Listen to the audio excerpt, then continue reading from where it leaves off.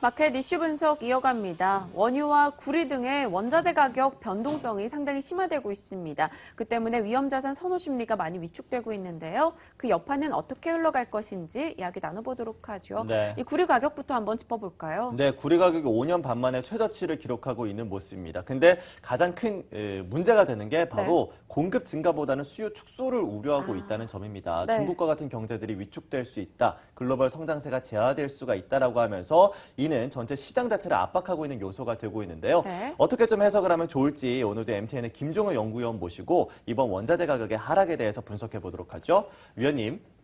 네, 오늘 외신을 보시면 초반에 그러니까 유럽장에서 미국장 시작 이전까지 나타났던 가장 중요한 이슈들은 모두 원자재 관련 이슈였습니다. 특히 구리 가격에 대한 그런 논의들, 또 주요 원자재 가격에 대한 논의들이 끊임없이 CNBC라든지 블룸버그라든지 이런 방송 쪽에 나타나면서 결국은 이들에 대한 우려감, 경기에 대한 우려감이 그대로 나타나고 있다는 거죠. 거기다가 마침 기다렸다라는 듯이 미국의 경제 지표 자체도 둔화가 되면서 시장의 변동성이 좀 확대된 모습인데요.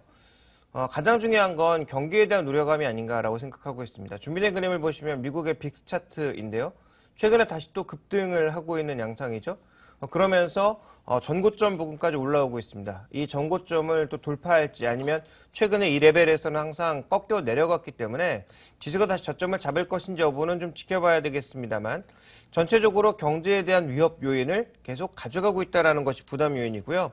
그 다음 또 하나 살펴봐야 될 것은 조금 전에 이제 앵커도 언급해 주셨지만 수요 부진에 대한 우려가 너무 급하게 나타나고 있다는 거죠. 그래서 구리 ETF 가격을 보시면 이게 지금 과연 제대로 정상적으로 움직이는 가격인가라고 생각이 될 정도로 너무 급하게 움직이고 있습니다. 그래서 전체적인 흐름을 놓고 봤을 때 이 수요 부진에 대한 우려, 결국 경기에 대한 우려 자체가 원자재 가격 하락의 가장 중요한 원인으로 꼽히고 있다. 이렇게 보여집니다. 네, 일단 하루빨리 비정상의 정상화, 가격들의 움직임이 좀 제자리를 찾아갔으면 좋겠다라는 생각이 드는데요. 이런 원자재 가격들의 움직임의 특성은 정말 빠르게 진행이 되고 있다는 겁니다. 그렇다면 현재가 추세 전환 시점이 될 수는 없다라고 보시는지 어떻게 생각하십니까? 일단 속도는 둔화될 수 있겠지만 추세를 전환하기는 어렵다라고 보고 있는데요. 대표적으로 지금 우리가 살펴봐야 될 게 뭐냐면 준비된 그림을 보시면 달러 인덱스의 움직임과 UX 스틸의 움직임을 같이 교차해서 보면 좋은데 달러 인덱스가 급등했던 시점이 2014년 10월 이후, 여름부터 시작해서 10월 이후에 더 가파라졌습니다. 그런데 지금 철강 가격이랑 모든 원자재 가격의 하락의 시점도 10월 달부터입니다. 결국은 이 달러의 움직임과 역으로 흘러가고 있다는 점에서 달러 강세가 앞으로도 이어진다면 이런 원자재 가격들이 쉽게 반등하기 어렵다라는 거죠. 그래서 이런 달러 추세가 바뀌지 않는 이상 원자재 가격에 쉽사리 반등이 어렵다라는 점을 가장 먼저 말씀드리고 싶고요. 그 다음에 이제 또 하나 살펴봐야 될 건 글로벌 공급량이 여전히 많다라는 것입니다. 철강뿐만 아니라 대부분 제품들이 마찬가지인데요. 중국의 수요가 꺾이는 과정에서 지금 준비된 그림을 보시면 철강 그러니까 증산은 자체는 제어가 되고 있지만 수요가 늘지 않고 있기 때문에 여전히 초과 공급이 한 이 정도 있다라는 거죠. 그럼 이 초과 공급을 줄이는 요소는 뭐가 되겠습니까? 구조조정밖에 없거든요. 그러니까 여러 기업들이 망하고 한 개 기업들이 빠르게 항복해서 구조조정을 이뤄내는 것 외에는 답이 없다라는 거죠. 그러니까 수요로 이제 더 이상 되지 않으니까 공급단을 조절하겠다라는 거고요. 그 공급단을 조절하는 과정에서 현재 원자재 가격의 하락이라든지 경기에 대한 우려라든지 디플레 우려라든지 이런 것들이 복합적으로 나오고 있는 것이 현재 경기를 둘러싸고 있는 경기 민감 산업들의 현황이다. 결국은 올해 구조조정이라고 하는 그 단어를 피해갈 수 없을 것이다. 이렇게 봐야 될 것 같습니다. 자, 그래서 이제 최근 철강 가격이 꾸준하게 떨어지고 있음에도 불구하고 중국과 같은 국가들에 대해서는 철강이 점점 더 많이 생산이 되고 있어요. 네. 때문에 우리가 앞서 살펴봤던 US 스틸이나 아니면 포스코와 같은 종목들의 하락세도 이어지고 있는 게 사실인데요. 자, 그렇다면 글로벌 첨가제 산업에 대한 전망도 좀 들어보도록 하겠습니다. 어떻게 전망하고 계십니까? 네, 가장 중요한 건 이 가격 하락이 이어지고 있다는 거죠. 철광석 가격도 빠지고 제품 가격도 빠진다는 것입니다. 준비된 그림을 보시면 중국의 철광석 가격 계속 내려가기만 하고 있고요. 그다음에 선물, 앞으로 향후 움직임을 볼 수 있는 3개월 선물 같은 경우에도 여전히 하락하고 있는 양상입니다. 그러니까 추가적으로 지금 가격의 반등을 생각하고 있는 사람이 별로 없다라는 거죠. 물론 맞추면 대박이 날 수 있겠지만 시장의 전반적인 분위기가 그렇게 쉽게 돌아가진 않고 있다는 것이고요. 또 하나 이 전기동 가격과 함께 코맥스 선물 쪽의 투기 거래 움직임도 여전히 매도 쪽에 목을 매달고 있습니다. 그래서 정점이라는 표현, 그러니까 추세의 정점이어서 이제 터닝 포인트가 나온다라는 그런 표현도 이 그림만 보면 뭐 쓸 수도 있겠습니다만 아직까지는 그렇게 속단하기 이르다라는 거죠. 무엇보다 앞서 말씀드렸다시피 경기에 대한 우려, 수요에 대한 우려 이런 것들이 이어지는 한 뭐 쉽게 우리가 예상을 해볼 수 없을 것 같고요. 그다음에 또 하나 중요한 건 뭐냐면 베일이라고 하는 전 세계에서 가장 큰 철광석 업체를 지금 살펴보니까 이익률이 떨어지곤 있거든요. 근데 그 떨어진 이익률이 얼마냐면 28%입니다. 아직도 영업마진이 28%가 남는 기업입니다. 그러면 이 구간에서 설비 투자를 멈출 수가 없습니다. 지금 우리나라 대부분의 제조업 기업들이 영업이익률 10%만 넘어도 대단하다라고 얘기하고 있는데 광산 기업의 영업이익률이 28%입니다. 그러면 현재 구간에서도 남들이 어떻게 되든 말든 지금은 팔면 이익이기 때문에 추가적으로 계속 증산하고 광산시설 더 짓고 이렇게 하고 있다는 거죠. 그러니까 전체적인 지금 시황, 공급 과잉의 전반적인 요소가 쉽사리 줄어들지 않고 있다는 것을 계속 주목해 볼 필요가 있는 것입니다. 네, 공급 과잉의 우려가 여전히 이어지고 있다. 요즘 원자재 쪽에서 계속해서 비슷한 흐름이 나타나고 있는데요. 네. 그럼 국내 철강업체들은 어떨까요? 포스코 그리고 현대제철 등을 포함해서 한번 전략 챙겨주신다면요. 네, 뭐 그나마 조금 좋은 것은 지금 제품 가격보다는 원재료 가격이 더 빠르게 떨어지고 있다는 것을 많이 지적하고 있습니다. 그러니까 준비된 그림을 보시면 지금 철광석하고 철스크랩 이 두 가지가 원재료거든요.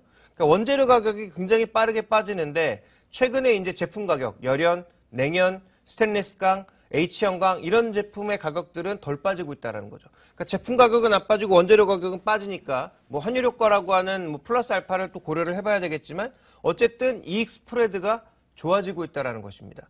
그래서 향후 마진율이 조금은 개선될 가능성이 있지 않느냐 이런 얘기를 꾸준하게 하고 있고요. 그 다음 살펴봐야 될 게 뭐냐면 중국이 지금 구조조정을 하고 있다는 거죠. 그러니까 중국의 이제 스테인리스강 이런 것들이 워낙 그동안 저가로 많이 수출해서 국내 업체들에게 타격을 줬는데 최근에 증치세 환급도 폐지가 되었고요. 거기다가 중국의 이 생산량 자체가 줄어드는 구조조정을 겪다가 보니까 어떤 현상이 나타나고 있느냐. 이 중국발 우려가 줄어들고 있다. 그래서 이 두 가지 요인을 가지고 긍정적으로 보고 있는 것이고요.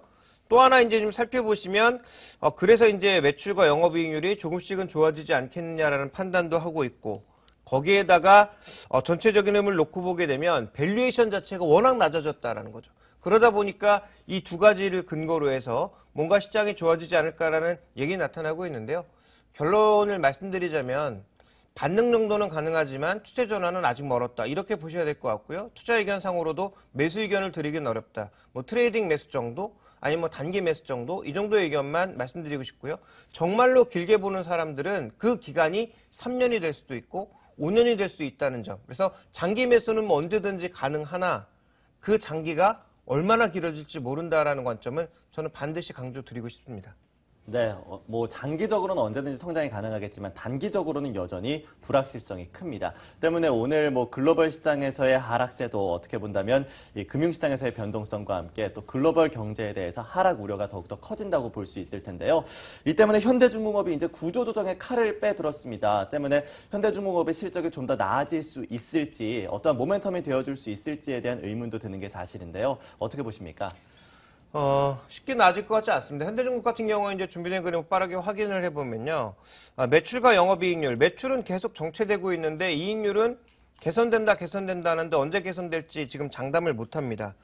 왜 그러냐면 지금 수주잔고 자체가 늘지 않고 있는 가운데 이익률이 계속 떨어지고 있기 때문에 주가는 약세를 보일 수밖에 없는 그런 상황이고요. 지금 주가가 싸다는 것 외에는 좋은 점이 단 한 가지도 없습니다. 그래서 비용이라도 줄여보겠다라고 인력 구조조정, 사업부 구조조정을 하고 있는 것인데요. 단기적으로 물론 효과가 있습니다. 분기별로 보면 비용이 줄어드니까 당연히 이익이 늘어나겠죠. 그렇지만 그 이익이 늘어나는 것이 업황 자체가 좋아지지 않고서는 결국 한계를 노출할 수밖에 없기 때문에 조선업종도 철강업종과 결론이 똑같습니다. 결국은 전체 시황이 회복되지 않는다면 일일 종목에 대해서는 뭐 단기적으로 트레이딩 의견 정도는 가능하겠지만 이 장기가 얼마만큼 길어질지 모른다라는 거죠.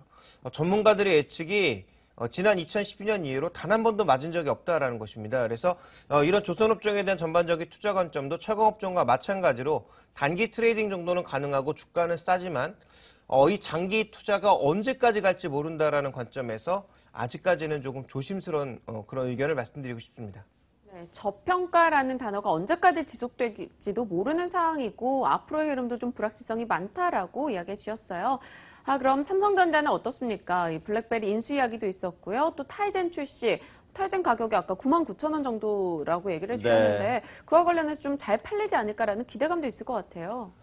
인도의 지금 주요 스마트폰 가격, 인도는 이제 뭐 2G, 3G 넘어가는 그런 상황이기 때문에 주요 스마트폰 가격이 모두 10만 원대입니다. 근데 그거보다도 싼 타이젠 폰이 나왔다라는 것은 뭐 우리 입장에서는 좀 충격적이지만 스펙을 보면 전혀 쓰고 싶지 않은 폰이고요. 또 우리처럼 4G가 이미 나와 있는 그런 시장에서는 쓸모없는 폰이라고 보시면 될 것 같습니다. 어쨌든 중요한 건 뭐냐면 블랙베리 인수라고 하는 것이 삼성전자의 소프트웨어 능력을 강화시킬 가능성 충분히 있고 그와 관련된 특허, 그다음에 기업 시장에서는 여전히 먹히는 블랙베리라는 것을 주목해 볼 필요가 있는 거고요. 두 번째 타이젠이라고 하는 독자 OS를 저가 폰이기는 하나 처음으로 시작했다라는 것 자체가 중요한 거죠. 그러면 삼성전자가 그동안 가장 부족했던 서비스, 소프트웨어 이런 쪽의 전반적인 힘들을 강화하려는 움직임이 나타나고 있다는 점에 주목해 볼 필요가 있을 것 같습니다. 어차피 삼성전자도 뭐 대놓고 말씀드리자면 이제는 본격적인 성장이 어려운 거 아니겠습니까? 스스로盈利를 끌어올릴 수 있는 다각도의 노력이 필요하고 그 다각도의 노력은 제가 보기엔 기술적인 혁신보다는 M&A가 좀 더 속도가 빠르다라는 거죠. 그래서 블랙베리 인수 얘기는 꽤 오래전부터 나왔던 얘기고요. 무언가 먹음직한 매물만 나오면 삼성전자가 사지 않겠는가라는 얘기가 끊임없이 나왔는데 이번에 블랙베리는 제 기억으로는 두 번째 얘기입니다. 그렇다면 이번에 충분히 가능성이 있다고 봐야 될 것 같고 다만 그 가능성이 현실화돼서 실적으로 나타나는 시기는 시간이 좀 꽤 걸릴 거다. 아무리 짧게 잡아도 인수 이후에 1년 정도는 필요하다라는 판단을 하고 있기 때문에 단기적으로 호재이기보단 장기적인 호재, 삼성전자의 큰 밑그림에서의 호재가 하나둘씩 나타나고 있다. 이렇게 봐야 될 것 같습니다. 네, 오늘 나왔던 삼성전자의 소식들 단기적으로는 큰 영향을 미치기에는 어렵겠지만 향후 삼성전자가 더욱더 나아질 수 있을 만한 모멘텀이 될 수 있겠다라고 분석을 해주셨고요. 네. 장기적으로는 물론 또 긍정적이라고 이야기를 해주셨네요. 자, 이어서 이제 시장 이야기 해보도록 하죠. 네, 실적 불확실성이 우리 시장 좀 짙어지고 있습니다. 어떻게 전략 고민할지 오늘 장 선전략에서 이어갑니다.